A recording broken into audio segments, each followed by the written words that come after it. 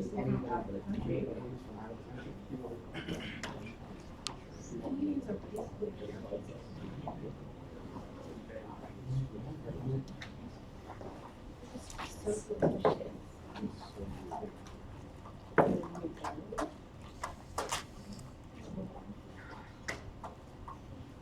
afternoon. Here's what I propose. You have projects that you've been working on right over here. I would propose that on Thursday, last week of class, that we do Thursday evening. I'll buy you pizza and you can present the results of your projects.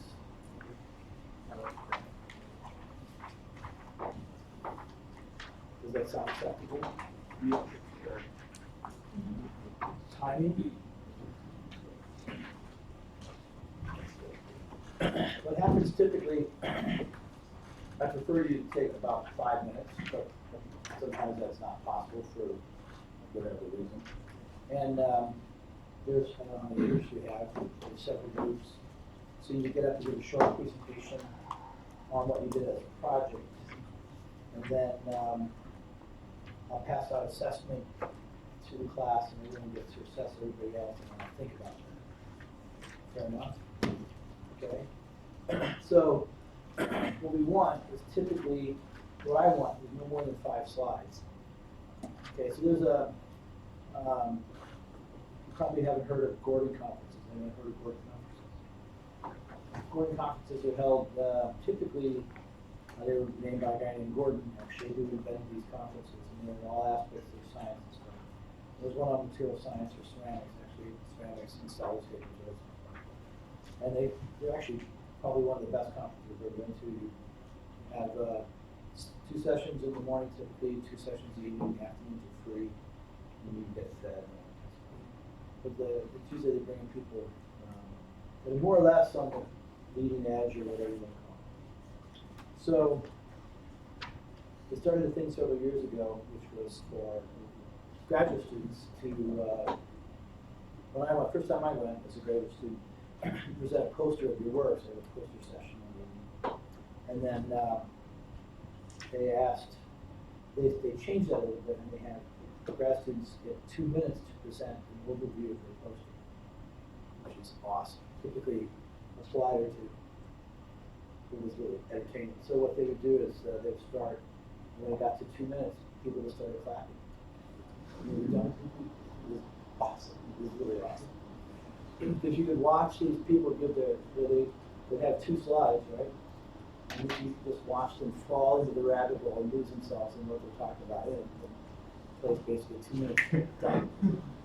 So I suppose we could do that. So let's see. I have some examples. I can show you examples of presentations, but you know, it's really a great skill for you to be able to get up and sit down. Get up and talk about what you've done, and then sit back down and not get off into the weeds. I actually teach graduate research seminar also, and the graduate research seminar is for teach graduate students how to write proposals, which is something entertaining. And basically, the idea of how to get a view from 20,000 feet.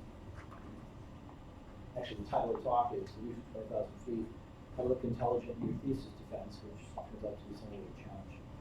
So, but the idea is how you make the information accessible to everybody. These are examples of data from this is from last year actually, and this is the 5 slides. So if you were to look at this, you have a title, and I'll give you the title. You can actually give you the title, but you don't have to count the titles out as one of your files. It's not a bad way to go about it. You have what you did, results, and conclusions. And then you're done. Got it? I can show you others, but that's the general idea. So what you generally would do, and it's outlined here, I would ask that you bring your presentation to class on a memory stick. We'll dump it all in here rather than messing around with this or the web or whatever, trying to get on U drive, which turns out to be quite a challenge, often on randomly. You can change your approach to, like the title here, an introduction statement, why or what did you investigate, or why did you do it? So the general idea for writing is that you start with a general and you go to the specific, right? So you say, well, here's the problem that we looked at and this is what we did. And you walk this way through it, and this is how we approach the problem, the results, you study the results, one for silicon, one for silicon carbide, and I just projected, and then what your conclusions are. Recommendations for future work. I'm not a fan of that. You can see it in every graduate thesis, right?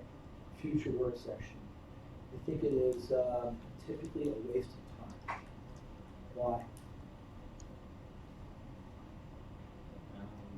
You don't develop all the future ideas, and also maybe you should just be doing those future works and not talking about them. No. No? So, a grad student of mine wrote the best future work section I'd ever seen, and he actually changed my mind on the efficacy of future work sections. Most of them are a waste of time. What does that mean? 2 rules. You should write this down, right? You write one of these down.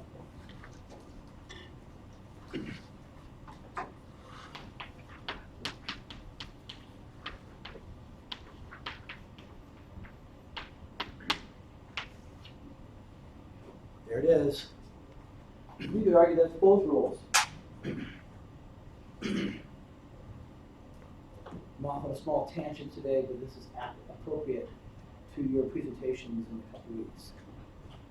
You have to believe your data. If you get up there and you doubt your data, or you don't like one of your data points, you can't say, you can say that point doesn't seem to follow the trend, but you can't say that you think that point is wrong. Why not? I'll draw you an example.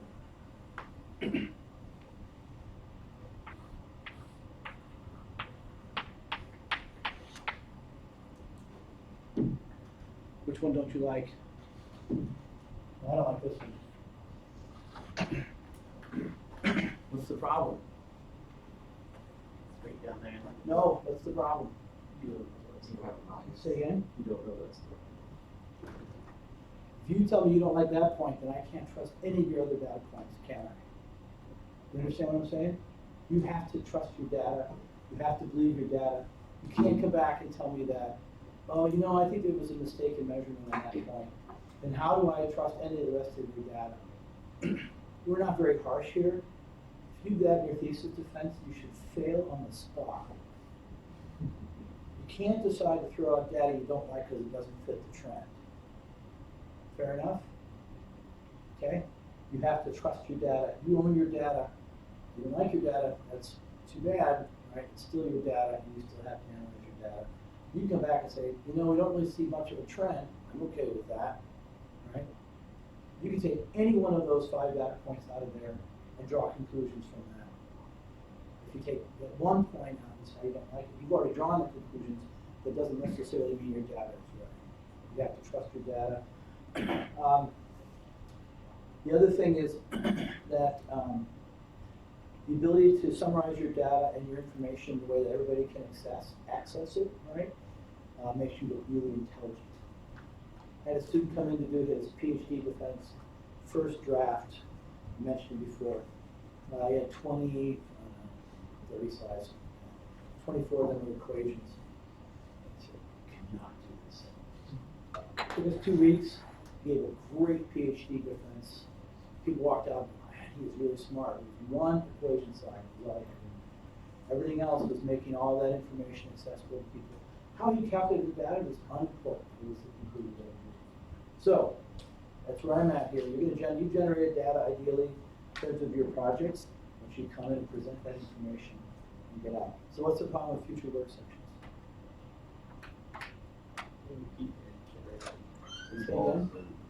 Say again. Most people suggest rechecking their data to make sure. Yeah, in my opinion, most of the time is the opportunity to demonstrate to your audience you have no idea what you did. in your thesis. You'll get to say, well, how do you test my data? Fail, okay? Best future work section ever. Student was Brian Pintos in his master's thesis, and he had a lot of data, really, really great data. But there was a question about how this process worked, and he predicted if process works, if it works based on process A, if I do this experiment, works on process A, this will be my result. If it works on process B, this will be my result. He predicted what the result would be based on what the mechanism was that would cause the results that he observed. That was the perfect future work section. Not, I would change the variables and do something else. Out. Okay, so you do your senior thesis with me, I do not require you to do a future work section. If you come back and you do a future work section and it's worthless, we would just strike it from your thesis. Fair enough? Okay? Future work sections, if you know what you're doing, you're going to predict what's going to happen next. All right? You may not know exactly what's going to happen next, but you have an idea of what that data would look like based on the mechanisms or variables. So keep track of that. We have a huge issue here. We insist on having a future work section in general within the school, and I, in general, insist not to have one. I think it's a great opportunity to show you them what you're doing. So, questions about the presentations?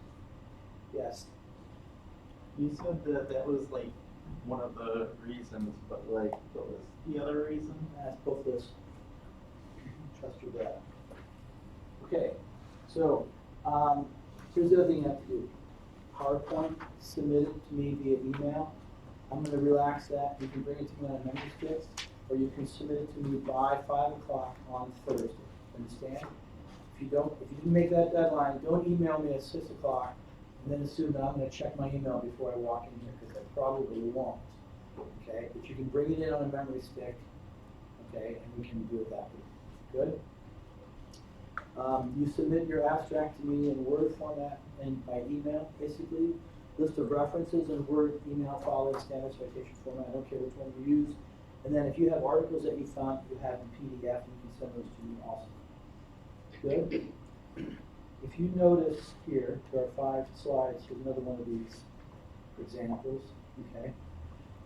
And basically, that's their topic. This is what they did. Okay? Et cetera, et cetera. These are their observations or results. And this is what they got out of their data. Right? They don't have a conclusion slide. You don't have a slide at the end that has a list of references. So I'm trying to get you not to do. You only have 5 slides.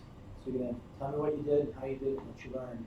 That's what you're going to do. I don't need a list of references in the presentation. Good? These slides aren't bad. They're not too cluttered. Okay? You get a lot of cluttered slides. Don't do that either. Okay? Good? So, if you need other examples, I can do that, but basically, it's good for you to put together a short presentation of what you did in the projects. In the literature survey, you're going to do the same survey.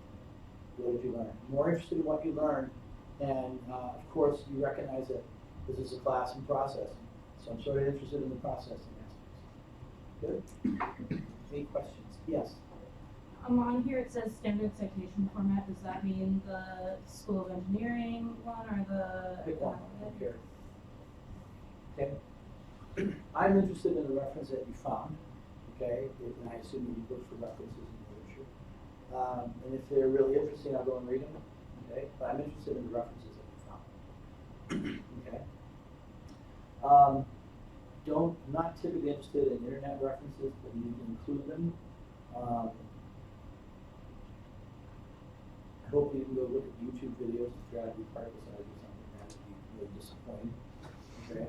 And then last, you know how to reference information from a book. It includes the author, the title, publication date, etc., publishing house, and the page numbers. Okay? Don't just tell me that you looked at Mechanical Behavior Ceramics by Davidge, 1972, and make me want to believe that you read the whole book. Good? Okay, any questions? Are you good with this? So it's Thursday evening, what time? 5? 7? What's that? It's not gonna be 5. Oh, What's the date? It's not gonna be 5.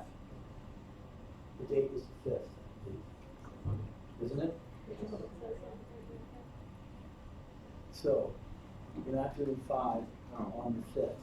You take a 7, you pay a 7, it's 6 or 7, you get the brown. Time you get there.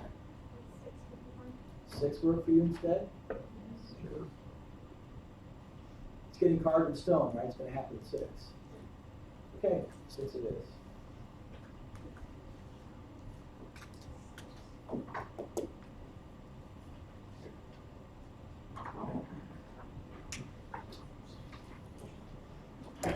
Any questions? Yes, Do we have class, what days do we have class that week? Wednesday. That's it? Yeah, and then I think on Thursday, we'll just do it in the evening. The reason for not doing it during the day is that there's a bunch of you and there's a bunch of presentations, and if we run over them, some of us might happen. Right, because we're not doing that option. And what we'll do then is on Friday, we'll do the review session for the final, which is the following Monday. Correct? So we'll do our review session for the final in our normal class period here on Friday, December 6th. Is that good with everybody? Okay, so we don't have an extra session on the weekend. Perfect? Final is comprehensive. That doesn't need explanation, does it? Okay, good. Other questions?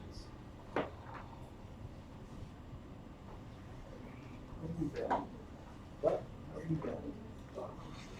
Okay, I have an in-class assignment for you. I want you to do this because, I think, I want you to calculate capital efficiencies. I'm not asking you to do a specific volume diagram. I'm asking you to just do the calculations.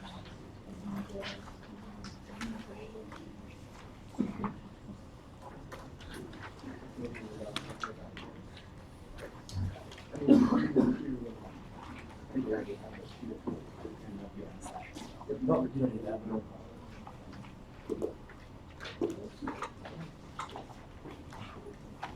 I'll be ready.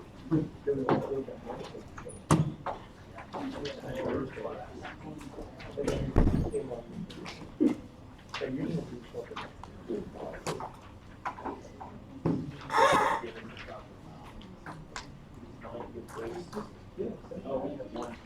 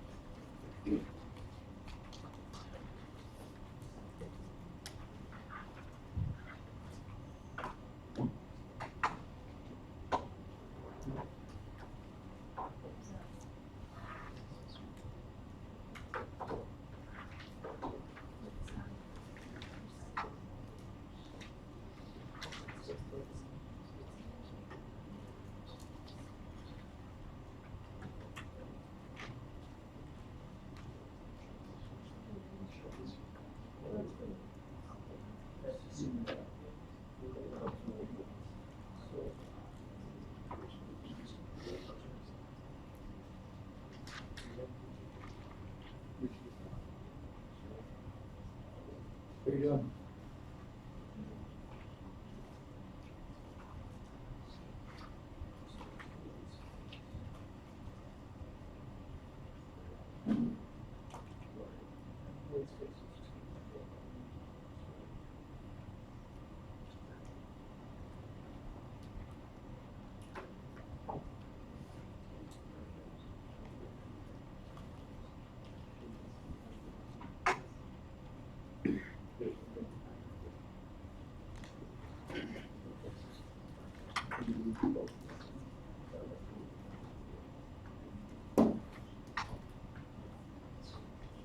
Are you ready?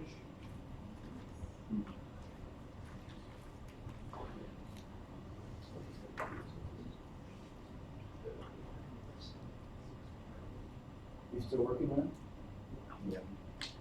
Okay. You can start. You wanna walk through it? Yes, please.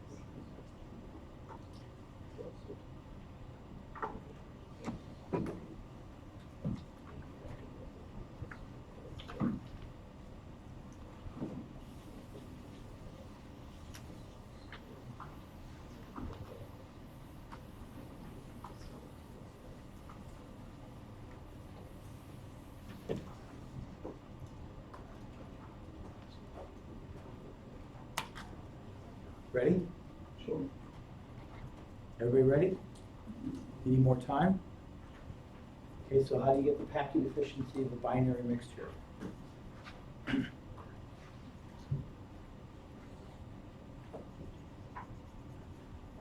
Where do you start? Pack efficiency of the coarse particles first. So 0.62, right? Plus 1 minus the packing efficiency. 1 minus 0.62, which is then the void fraction, right? That by the packing efficiency of the Okay, so since we're talking about coarse and medium in the first place, we're going to do pack efficiency of medium, which is what? No, 0.6. So this is 0.62 times 0.38 times 0.6, which equals what? 0.848. 0. Point what? 0.848 is, sorry, 1 minus 0.62 is 0.38 Yeah, times times 0.6. is 0.228. I just did the whole thing at once. total 0.848. fraction of coarse. Asked for that, right? Fraction of coarse and medium powder is necessary to reach that maximum packing efficiency. Say again. That's the course packing efficiency divided by. Yeah, so the fraction here is going to be 0.62 divided by 0.848, which is equal to what? 73%. 73%. And you just do the math and say it's 27% for the balance, or you get 0.228 divided by 0.848, or 27%. Is that good? If the densities are the same, then the volume fraction and the mass fraction are equivalent. Our densities are pretty close. Right? So, if you're using just alumina powders, and I gave you packing efficiency or density values, but if you were doing just alumina powders, typically you would assume that the densities are the same. So the mass fraction and the volume fraction are equivalent under that condition. If I change the density of the powders, then the mass fraction and the volume fraction are not the same. Is that good? Okay. So how do you do ternary? You know, the same system and then again that final max number. One minus that max that you got last. So this is going to be 1 minus 0.848, right? Because that's the packing efficiency of those two. So this is the void fraction left over between the medium and the coarse particles when you get all that. Right, times the packing efficiency of the fines, which is 0.48. And that will equal, this is quantity here, or 152 times 0.48, what it is.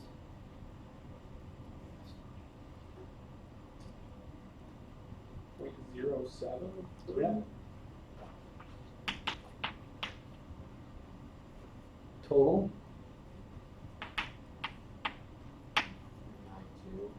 9.2.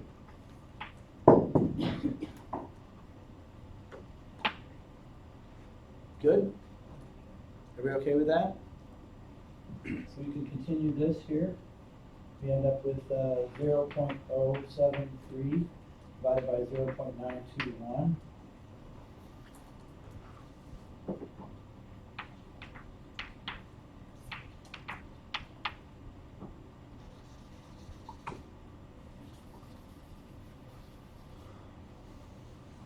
Packet efficiency, the fraction of course.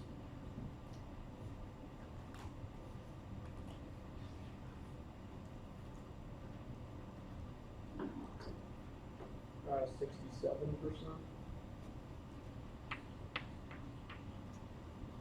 Next one. 25%. Okay.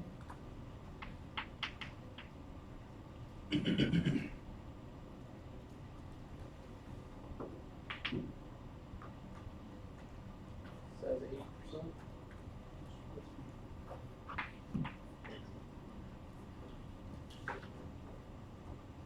Good? Okay? If I get perfect packing, what's perfect packing? For spherical particles. Maximum packing I can get for spherical particles. Mono-sized spherical particles. 74. If you do the calculations with 74% for all three, the same density of the powders, okay, you end up with something like coarse, medium, and fine to be 70, 20, 10. Roughly.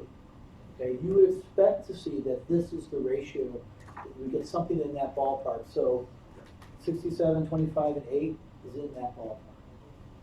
Okay, if you come back and you tell me that your medium fraction is 42% and your coarse fraction is 27%, you have an error. Follow? So you're going to pack the coarse particles first, then you fill the holes between the smaller particles with the medium particles, then you fill those remaining holes with the small particles. Okay? How much void space do I have left?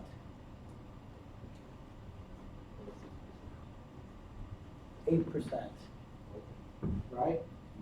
So, this actually is applicable in concrete or cement systems. You have your gravel as your coarse, your sand is your medium, and your cement is your fine. And it works out really nicely because your cement is by far the most expensive raw material, but it's the smallest fraction in the system. You may think that you want more cement. You don't. You just want a small amount of cement that fills the space between the larger particles, which is perfect because that material then dissolves and reprecipitates as in this case, a hydrated calcium silicate that sticks everything together. This tells you then your water content, 8%, is what you get here. Okay? So that's where that water content should come from, is by the packing of these powders, because you're going to fill that void space with water. And as you increase the amount of water, your strength decreases. So what you want is the minimum amount of water content. This predicts the very minimum. Then you're going to have a little bit of extra water for flow. How much extra water do you need for flow?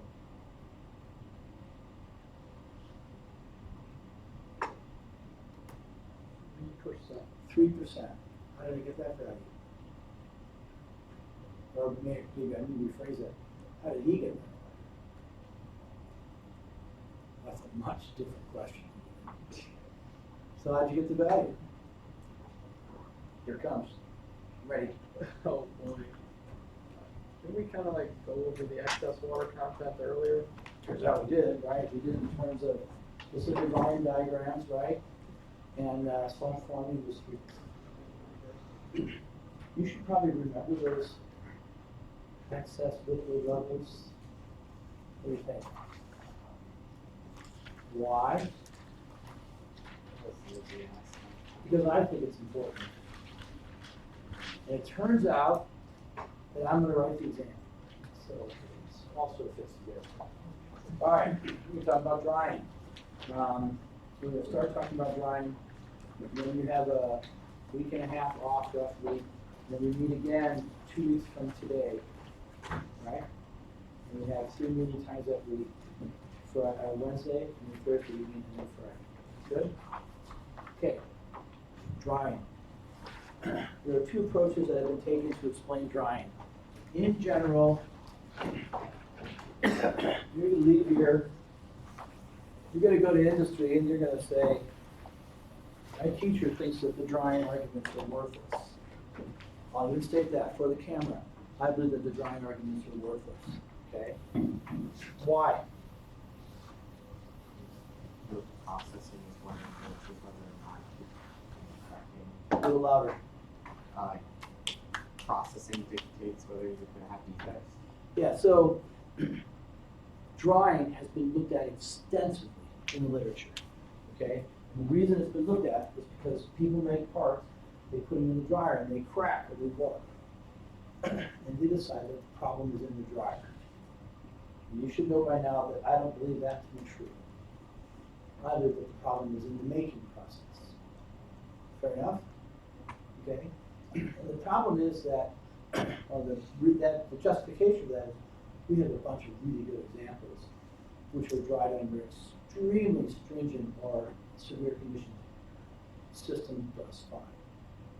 Okay? I think we're actually misled by the drying of wood. Sounds silly, okay? But when you dry wood, the ends dry faster, right? And what do? They check. It's called checking. They crack. Okay? Because you have greater evaporation out of the ends than you do off of the cylinder, if you will, longitudinally. And that material then starts to shrink on the ends, and it causes it to check. How do you get around the problem? Well, for one thing, you didn't make the tree, right? So you can kind of get around that problem right away. We can debate on that stuff. But how do you get around it? How do you prevent checking in wood? You can expose the inside. Or still checks on the end. Try it slower. Rubber bands. You know, Edgar, I could have probably went the entire month and not come up with that answer. Unless we're in like Madagascar and we're talking about rubber plants. So what do they do to prevent checking of wood? Anyone bought a 2x4 lately? Anyone bought a 2x4 period? Yes. Come Don't on. they like staple the ends? No, they staple. paint it. What? Don't they paint it with some sort They of paint the ends, right? With painting glue. stops the evaporation or Clogs the pores, right? So you will look, you'll see trees cut down and they paint the ends. And it prevents the board from checking. All it's doing is slowing down evaporation rate from the end. We were misled by that idea, the assumption that that's what happens in ceramic drying. It's not. There's a lot of articles on drying because of cracking occurring in drying. People spend a huge amount of time and energy trying to figure out drying. And I would argue that probably less than 10% of the defects that we see are actually caused by drying. And those problems of drying that are caused by drying is when you get drag on the system. So you have a piece sitting on, say, a bat or something else, or a wooden shelf, and it starts to dry and it gets hung up by the shelf. And this wants to shrink and it places the bottom in tension and you get cracked. Okay. The rest of it has to do with particle packing. It has to do with the quality of the forming process. And it turns out that even if you dry extremely slowly, but you have problems in packing, you may not be able to prevent cracking during drying, even though you dry the system exceedingly slowly. There are exceptions, but there are not very many. So there are two approaches to drying. Mechanics of drying, which is from the global standpoint of how does water evaporate. Okay, and for that we have what are called psychrometric charts. And the second is the micromechanical approach to drying, which says what happens in the pore networks and how do these systems behave. So I calculate the stress associated with differential pore sizes, and then the capillary action or capillary forces associated with delta P is 2 gamma over R, right? So if I get a smaller pore, I get a greater pressure differential. Oh, that means that I'm going to place tension in the system. Okay? The other thing that we found, though, which is interesting, is that ion strength appears to substantially improve or reduce the stresses associated with drying. It makes the process much more robust in drying, which means we can almost eliminate drying altogether as a source of defect generation. If you bring in ion strength, you're able to mitigate some of the stresses that could occur on drying. Okay? So, mechanics of drying, go to the center here, temperature and humidity control evaporation rate. Okay? Higher temperature, faster evaporation, lower humidity, greater capacity of the air for water. Okay, therefore, you will evaporate water more quickly. Okay, so in the summertime, right, evaporation of water takes up a lot of energy. It is very energy intensive, probably the single most energy intensive process, potentially even outside of firing. But there are cases where energy associated with firing is less than the energy associated with evaporation of water. We spend an immense amount of money evaporating water. Okay? If you have higher humidity, it takes more energy to heat and cool that air than if you have lower humidity. So So water is a huge player here in terms of energy consumption. If I look at a particle compact, okay, I have evaporation rate behavior, how does that system evaporate water and how does it shrink? And then where's the opportunity for me to get damage and drying? And I only have the opportunity for damage and drying when the system is shrinking. Okay? Because that's the only stress I will have in the system is when I am contracting and changing the volume of that sample. I will induce the tensile and compressive stresses associated with shrinkage. If I'm done with shrinkage, I have no opportunity for additional damage. Oh, there's one exception, I suppose. You could boil the water in the pores, but that takes a lot of work. Okay? Water typically, you have to heat water very, very quickly to get it to turn to steam and be explosive in that situation. It's possible, but very rare in the case of ceramics. Stresses are developed. There's a guy named George Shearer. I'll talk about his work here probably next couple weeks from now. He did a mechanical approach to trying particle compacts with the differential pore sizes, tensile strengths. Here's the problem. We have, back to here, we have the micromechanical and then the macromechanical. Macromechanical is how do you evaporate water in general. Micromechanical are the stresses involved in the compact. What's the problem? If I really understood the stresses involved in the compact and their formation, I should be able to predict how fast I could evaporate water from that piece. Okay? And the problem is I can't do that. There's some things that are missing, such as what is the strength of the network of the particles? Turns out we've actually measured that. What is the strength of the compact? When we do the dry pressing thing and you have P1, that's actually an indication of the strength of the network of the packed bed. Fair enough? At that point, the bed starts to be crushed. You have reached its strength level. After that, you are crushing that network. So we have data that can go into this problem, but it's not enough. Okay, so we have this really elegant piece of work that was done here in the early 60s. Okay? And it's quite clever. What you have is that evaporation of water off the surface of a ceramic material is exactly the same as the evaporation of water from a free surface. So if I set up a pan of water, basically, then I get an evaporation rate off that pan of water. Okay, and that evaporation rate is then constant, right? Because the area of that pan doesn't change. Okay? The ceramic material, though, what happens is that as you evaporate water, that compact shrinks. Therefore, your surface area decreases. So if your surface area decreases, then your evaporation rate will decrease because your surface area has decreased. Make sense? So how do they get around the problem? Very elegant solution. They made a sphere. Okay? They measured the diameter of the sphere, they put it on a balance, basically, and they monitored the mass of the sphere so they get the evaporation rate of the water. And then by measuring the diameter, they could calculate the surface area. They corrected their evaporation rate to the change in surface area. Very elegant experiment. What did they find? Oh, they found that this is your evaporation rate here. Evaporation rate was constant. Okay, that's called the constant rate period. So what you get is a constant evaporation rate because as that sphere shrinks, your surface area decreases. When you correct for that, you get a constant evaporation rate. Okay? Up until what point?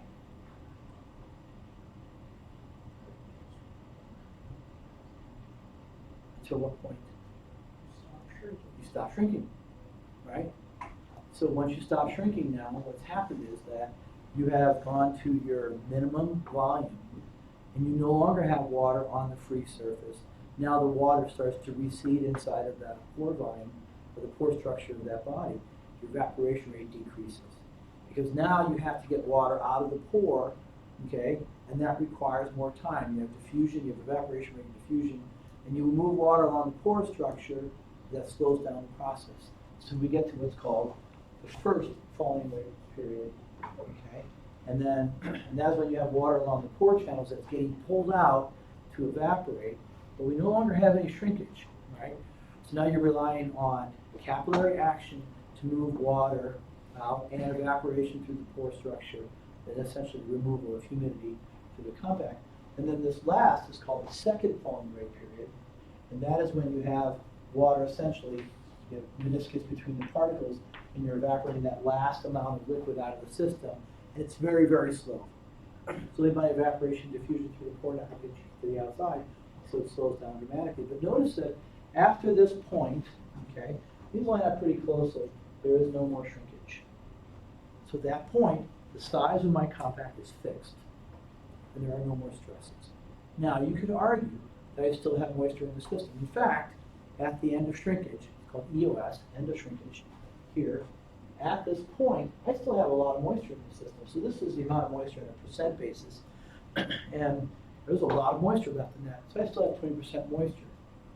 So if I was able to heat that compact really hot, I could potentially turn that moisture to steam, and then I get what's called spalling. And I can delaminate my piece or make it explode or whatever. Okay, but it's difficult to do. You have to get the piece very hot, very quickly. Good? Now, you can look at this, think of this a slightly different way. Particles now, in this shrinkage process, are actually rearranging. And you could argue that that rearrangement is actually pushing the water out to the surface. I'm okay with that. Right? Here's a cartoon of a drying body, which is false. Okay? And it's essentially, I'll draw it something like this. You have particles like this, and each of these particles has, I'll draw like this, a layer of water around them, right? So this is my particle, and this is a layer of water. And the idea is that if I measure this distance, as this water decreases, that relates to my shrinkage value. So simply the elimination of this water film on the surface of particles accounts for my shrinkage. And I think that's nonsense. Okay? And the reason is that, what's the thickness of my water layer typically? What do you think? Yeah, somewhere around 4 nanometers. Okay? So what we see typically is that the amount of shrinkage you see in drying compacts is significantly greater than you would calculate by lining all your particles up in a line, okay, and looking at 4 nanometer particle size, layer. So you have 8 nanometers between the particles. Adding that up and then subtracting the two and dividing by the initial and getting your shrinkage doesn't match. So what you think happens much more realistically, you have particles in the system, and they will actually rearrange significantly to accommodate that shrinkage.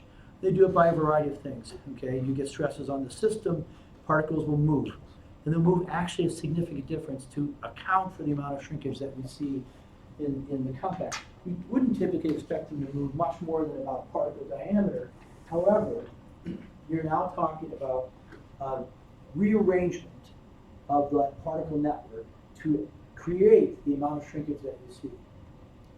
If I can make that process easier, then my shrinkage will be more uniform and more reliable and less stressful in the piece. And we do that by ionic strength. So the ionic strength argument helps because the ionic strength means that those particles are agglomerated at the secondary minimum some distance away, and we're able to rearrange more easily. If the first model was correct, that all I have is that water layer, I don't need ionic strength in order to improve the evaporation process or improve the rearrangement of particles. With that rearrangement of particles, though, is facilitated by having ionic strength, supports the idea that the particles have to rearrange in the drying process. Okay? I will post some things to Canvas for you to take a look at. Here's the way that I see it. We have a week, 2 weeks from now on Wednesday, so you're off on Friday and you're off next week. And then so you miss 2 lectures in the following Monday. I'm not back yet. So therefore, you don't have class until next Wednesday. We will pick up on drawing, and we'll do a short introduction to sintering, and then Thursday night do presentations, and Friday is review. Good? Any questions? Enjoy the holiday. Do not forget that you have learned.